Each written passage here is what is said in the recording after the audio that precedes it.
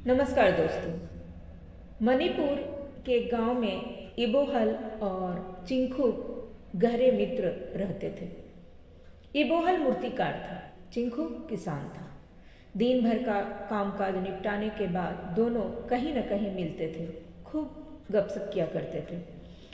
इबोहल अविवाहित था, अकेले ही रहता था, दिन भर मूर्तियां बनाता। उसकी मूर्तियां लोगों को इतनी पसंद आती कि ग्राहक स्वयं उसके घर खरीदने आते थे। कोई और होता तो इस स्थिति का पूरा लाभ उठाता, किंतु इबोहल बेहद ईमानदार और धर्म कर्म में रुचि रखने वाला व्यक्ति था। इसीलिए वह कभी किसी से अधिक मूल्य वसूल न करता था। नियमित रूप से वह थांगजिंग देवता के मंदिर में जाता, वहाँ पूजा कर घर आता और मूर्तियाँ बनाने में जुट जाता था। उधर चिंखुक का परिवार भी सुखी था। वह सारा समय अपने खेतों में व्यस्त रहता। उसकी पत्नी घर का काम करती थी, लकड़ी काट कर लाती, खाना बनाती, बच्चों का पालन पोषण करती। परिवार के सभी लोग शांत और संतुष्ट जीवन व्यतीत कर रहे थे। एक बार इबोहल बहुत बीमार पड़ा। कई दिनों की बीमारी से वह इतना कमजोर हो गया कि उठा भी नहीं जा रहा था। ऐसी हालत में भी उसे अपने घर का सारा काम स्वयं ही करना पड़ रहा था। बार बार इबोहल सोचता, कितना सुखी है चिंखुक, कितनी अच्छी है उसकी पत्नी, सारे घर का काम करती है, चिंखुक की देखभाल भी करती है। मैं तो मरूं या जीऊं, अपना सारा काम खुद ही करना पड़ता है। कितना कष्टप्रद जीवन है मेरा। काश मुझे भी ऐसी ही एक सुंदर सुशील पत्नी मिल जाती।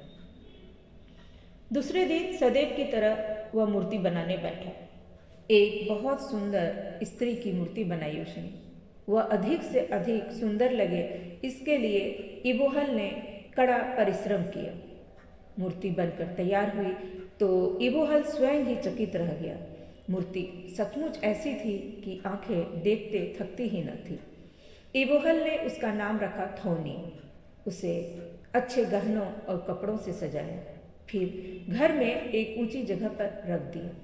ग्राहकों ने उसे खरीदना चाहा तो बेचा नहीं। वह उसकी ऐसी देखभाल करने लगा जैसे वह सचमुच की महिला हो।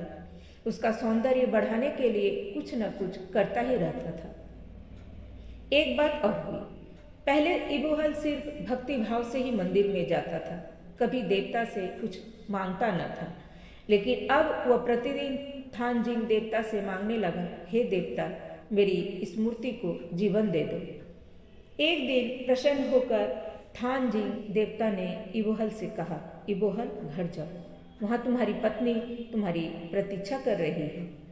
इबोहल आश्चर्य और प्रसन्नता से दौड़ता हुआ घर आया, जोर जोर से पुकारने लगा, थौनी तुम कहाँ हो, तुम कहाँ हो थौनी। उसी समय रसोई में से सजी धजी स्त्री बाहर आई। इबोहल उसे देखता ही रह गया। उसकी मूर्ति सचमुच जीवित हो गई थी। इबोहल मारे प्रसन्नता के नाच उठा, फिर बड़े प्यार से थौनी को सारी बातें बताई। चिंखुक की पत्नी को देखकर मुझे अपना अकेलापन काटने लगा था, इसीलिए। थौनी बड़ी समझदार थी। जिस कारण उसके पति ने उसको जीवन दिलवाया था, वह सब काम नियमित रूप से करने लगे। इस तरह इबोहल भी अपने मित्र की तरह सुखी जीवन बिताने लगा। इधर चिंखुक ने जब यह सुना तो उसे बहुत उत्सुकता हुई। उसने अपने मित्र से कहा, इबोहल, मेरे लिए भी एक ऐसी ही मूर्ति बना दो ना। इबोहल ने कहा, अवश्य मित्र, मैं अगले सप्ताह से ही तुम्हारे लिए मूर्ति बनाना शुरू कर दूंगा। इबोहल के आश्वासन पर चिंखुक ने अपनी पत्नी से खूब झगड़ा किया, फिर उसे घर से निकाल दिया। इबोहल ने चिंखुक के लिए भी सुंदर मूर्ति बनाई। मूर्ति पा चिंखुक भी रोज मंदिर में जाकर पूजा करने लगा। रोज वह देवता से मूर्ति में प्राण डालने को कहता। बहुत दिन बीत गए। चिंखुक अपना सारा काम भूल गया। उसके खेत सूखने उजड़ने लगे। फिर एक दिन उसे एक सपना आया।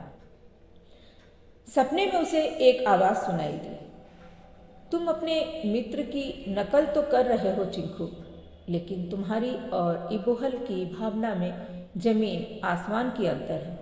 तुमने अपनी पत्नी को सिर्फ सुंदर पत्नी की लालसा में घर से निकाला है, यह एकदम अनुचित है। जितनी जल्दी हो सके अपने विचार बदल दो, अन्यथा परिणाम अच्छा नहीं होगा। चिंगखुब जाग गया। अनिष्ट की कल्पना से वह इतना डर गया कि तुरंत अपनी पत्नी व बच्चों को मनाकर घर ले आया। मगर चिंगखुब ऐसा सोचने वाला अकेला न था। गांव के कई और लोग भी इबोहल से सुंदर मूर्तियां बनवाने की बात सोचने लगे थे। थानजिंग देवता ने भी सोचा, इबोहल की मूर्ति में प्राण डालना ठीक नहीं हुआ। दूसरे लोगों के मन में भी ऐसी लालसा जाग रही है, इस तरह तो सब और अनाचार फैल जाएगा। उन्होंने कुछ करने का निश्चय किया। एक दिन इबोहल मूर्तियां बेचकर घर आया तो उसकी पत्नी कहीं दिखाई न दी। वह घबरा कर उसे सब तरफ ढूंढने लगा। उसने देखा कमरे के एक कोने में एक खंडित मूर्ति पड़ी है। भागा भागा वह उसके पास पहुंचा। देखा वह मूर्ति थौनी की ही थी। वह दुख से सिर पीटने लगा। उसी समय इबोहल को एक आवाज़ सुनाई दी, इबोहल, यह तुम्हारी कल्पना थी। तुम्हारी पत्नी भी काल्पनिक ही थी। यदि तुम्हें वास्तव में पत्नी चाहिए तो विवाह कर लो। इबोहल काफ़ी देर तक बुद्धू सा बना उस आवाज़ के बारे में सोचता रहा। अचानक वह मुस्कुरा उठा। उसे सच्चाई का ज्ञान हो गया था। कल्पना की दुनिया के थोथे सुखों से सच्चाई की दुनिया के सच्चे सुख पाना ही जीवन है। इबोहल ने एक अच्छी सुशील लड़की से विवाह कर लिया। वह मूर्तियाँ तो अब भी बनाता था, किंतु केवल मूर्तिकार बनकर।